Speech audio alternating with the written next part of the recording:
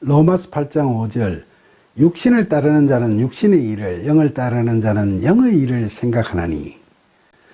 바울은 육신을 따르는 자들은 육신의 일, 즉 세상적인 일들에 전념하게 되지만은 성령을 따르는 자들은 영의 일, 즉 하나님의 말씀과 뜻을 늘 생각하게 된다는 사실을 이야기하고 있죠. 로마서 8장 6절 육신의 생각은 사망이요 영의 생각은 생명과 평안이라. 육신의 생각, 즉 세상적인 생각이라는 건 육신의 정욕, 안목의 정욕, 이생의 자랑에 사로잡힌 그런 생각이죠. 이런 생각으로 불신앙, 영적 교만, 무절제한 욕망 같은 죄를 짓게 되니까 결국 영적으로 죽음을 맛보고 살며 종국에는 지옥에 떨어지고 마는 영원한 사망으로 가는 거죠.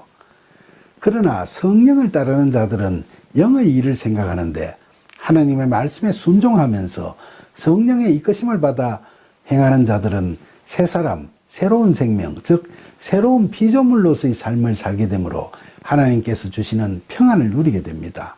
생명과 평안, 이게 바로 구원의 삶이죠.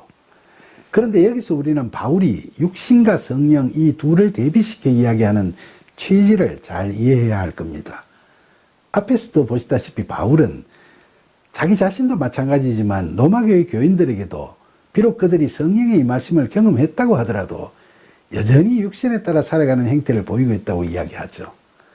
그러니까 바울은 인간은 누구나 자기 안에 이와 같은 두 가지 생각이 있는데 이런 대립적인 생각이 서로 부닥치면서 갈등을 느낄 때 이것을 어떻게 해결해 나갈 것인가에 대해서 그 답을 이야기하고자 하는 겁니다. 로마서 8장 7절 육신의 생각은 하나님과 원수가 되나니 이는 하나님의 법에 굴복하지 아니할 뿐 아니라 할 수도 없음이라. 육신의 생각은 하나님을 믿지 않는 불신앙과 하나님처럼 되려고 하는 영적 교만뿐만 아니라 하나님의 말씀에 순종하지 않는 무절제한 욕망 같은 죄를 범하게 하는데 이게 모두 다 하나님과 원수되는 일이죠.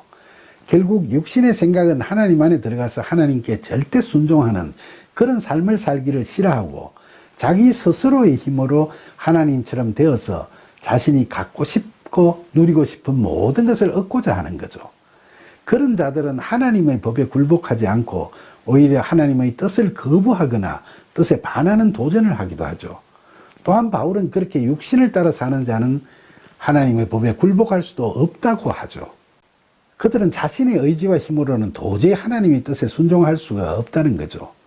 순종도 성령의 이끄심이 있어야 되는 것이지 연약한 육신으로는 자발적인 복종이 이루어지지 않는 겁니다.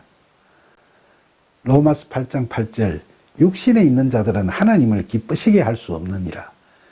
여기서 기쁘시게 하다는 원어 성경에서 헬라어로 아레사이라고 표현하는데 이건 받아들이다라는 뜻이죠. 그러니까 바울은 육신을 따르는 자들은 하나님을 받아들일 수가 없다고 이야기하는 겁니다. 왜 그들은 받아들일 수 없을까요? 불신앙과 영적 교만에 사로잡혀 있는 그들은 자기 스스로도 하나님처럼 될 수 있다고 생각하기 때문에 그들 안에 하나님을 자신의 인생의 주인으로 받아들이는 마음이 자리 잡지 못하는 거죠. 그러다 보니까 그들은 자신들의 뜻대로 움직여줄 것으로 기대되는 우상을 만들어서 숭배하기는 해도 자신들이 절대 순종해야만 할 하나님은 마음으로 인정하기를 꺼려하는 겁니다. 로마서 8장 9절 만일 너희 속에 하나님의 영이 거하시면 너희가 육신에 있지 아니하고 영에 있나니 누구든지 그리스도의 영에 없으면 그리스도의 사람이 아니라.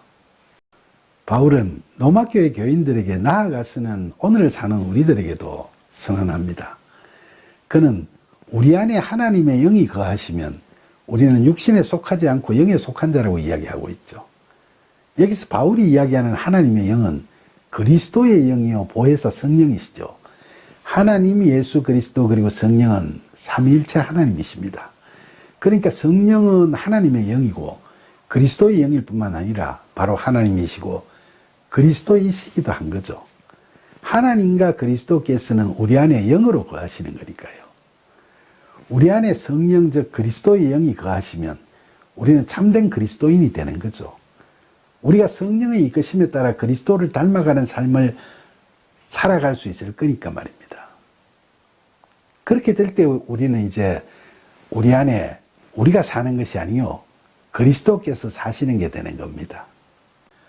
우리가 이처럼 성령 세례를 받고 성령이 우리 안에 거하시게 되면, 실제로 말씀을 드리면 늘 예수님과의 영적 대화를 하면서 그리스도를 닮아가려는 삶을 살아가다 보면, 그때 우리는 그리스도를 우리의 주님으로 영접한 사람, 바로 그리스도의 소유가 되는 사람이 된다고 바울은 본절에서 분명하게 선언하고 있습니다.